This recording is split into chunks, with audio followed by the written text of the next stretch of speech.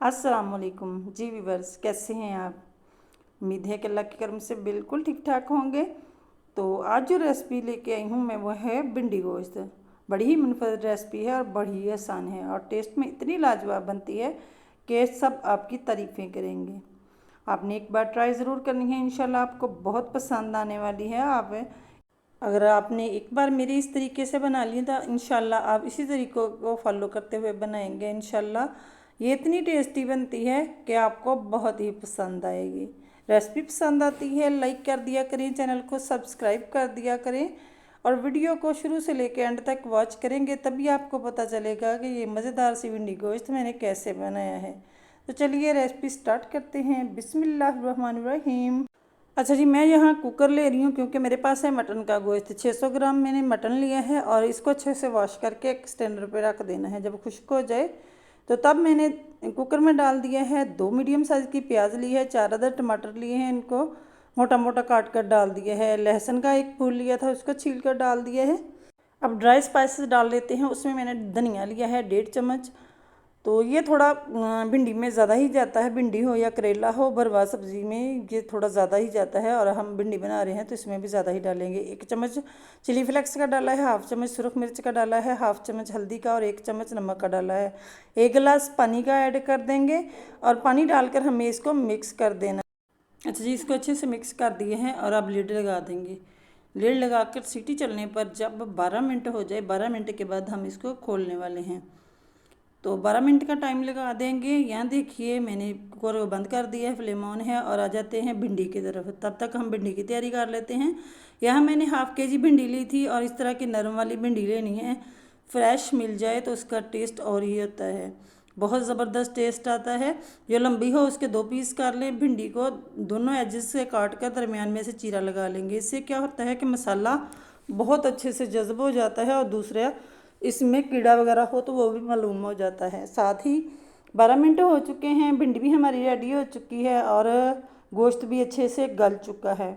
ये देखें, अब हम इसकी भुनाई कर लेंगे। ये देखिए अभी थोड़ा पानी है इसमें, तो पानी को खुश्क कर लेंगे और चेक कर लेते हैं कि गोश्त अभी गला है या नहीं।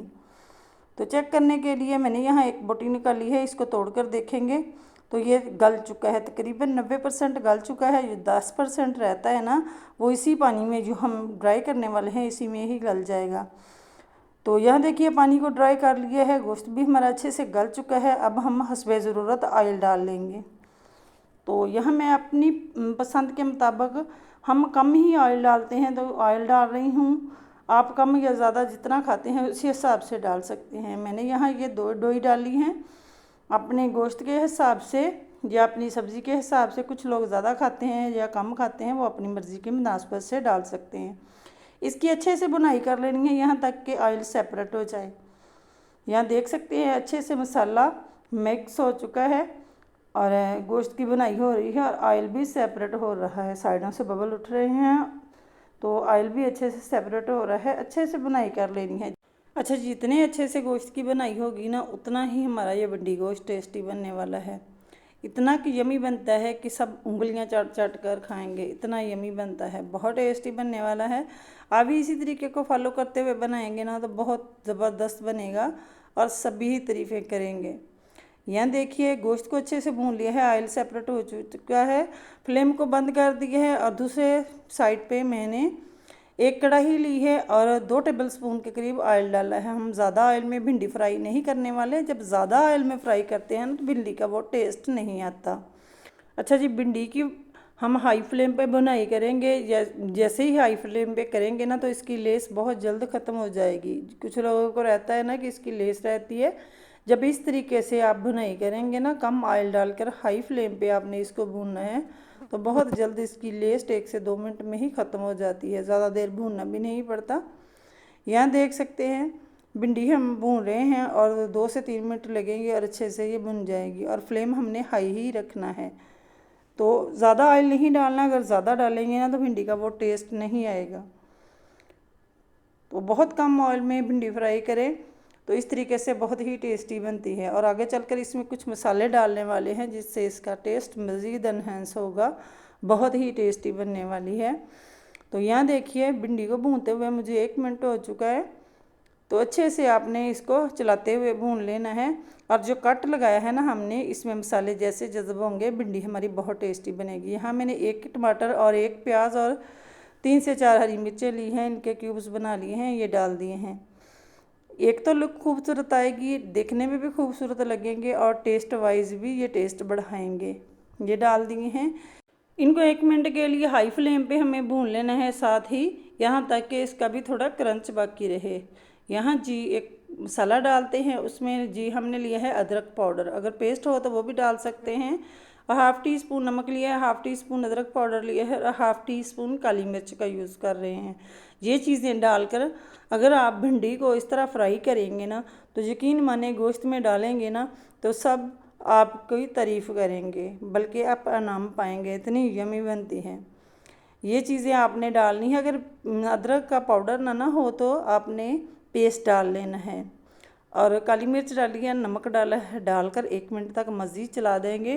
टोटली हमने इसको 3 से 4 मिनट तक हमें भूनना है, ज़्यादा नहीं भूनना। इतना नहीं भूनेंगे कि भिंडी सिकुड़ जाए।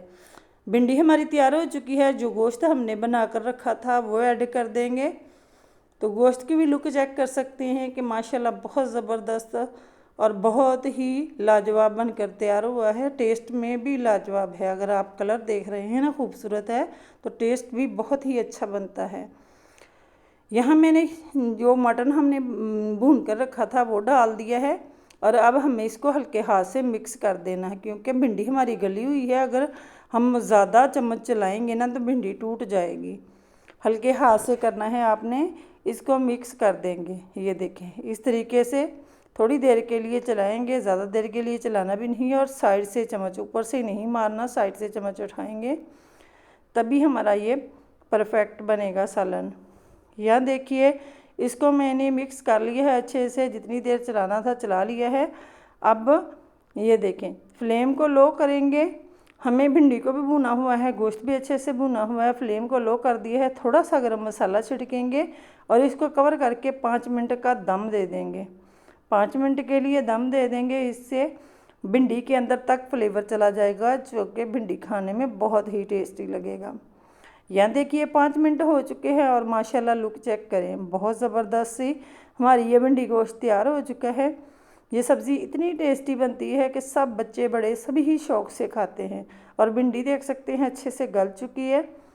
और देख सकते हैं इस तरीके से बनाएंगे ना तो कलर भी चेंज नहीं होगा। भिंडी कलर भी अपना बरकरार रखेगी, जो कि देखने में बहुत ही खूबसूरत लगेगी।